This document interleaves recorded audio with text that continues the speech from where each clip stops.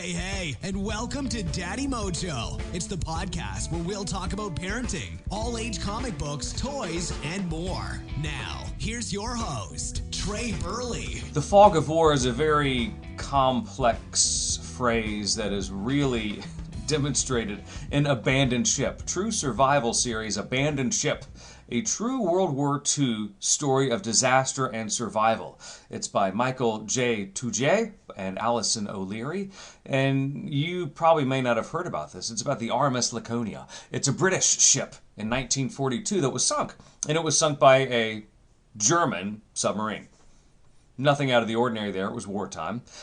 But the Laconia had 1,800 Italian prisoners of war below deck. Once the German ship realized this, they radioed to Berlin and said, hey, we torpedoed this ship, but it has 1,800 Italian prisoners on it that we need to rescue. Berlin said, no, just leave them on their way, let them die.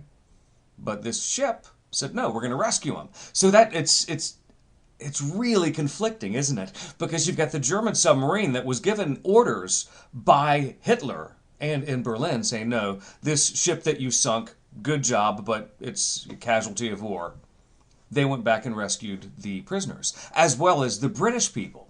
Pretty good. But then to make things even more complex, a couple days later, an American airplane was passing over and was aware of the circumstance. They knew that this particular German submarine was on a rescue mission of sorts, but they also maybe didn't believe it. They said, maybe they're trying to trick us. So this American airship said, hey, what do we do? And the American commander said, bomb it. So they did.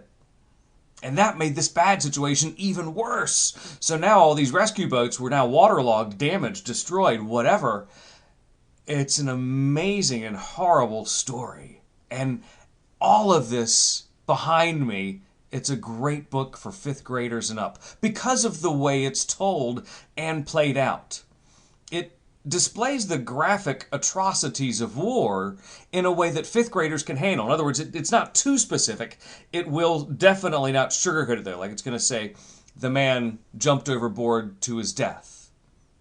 It's not going to get more specific than that. It may allude to it in some instances, but it leaves the horrible distaste of war in a way that 5th graders can handle and understand and really feel impactful for. And it's going to be great for 5th graders all the way through high school, because even some of those high schoolers, they're not going to be that in tune about the minutia and the little stories of war that make it so impactful that we never want to have to do this again as a society.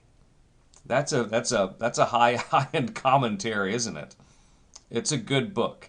And you have to kind of phrase it like that because it's a very good, approachable book because the chapters are so short. They're succinct, 4 to 6 chapters, and they look at different survivors and how they viewed things as it happened. How it started out on the Laconia, how it started out in their specific rescue boats, what happened when they finally got to the island 21 days later when it was like 4 or 5 of them out of 70 that started in this boat.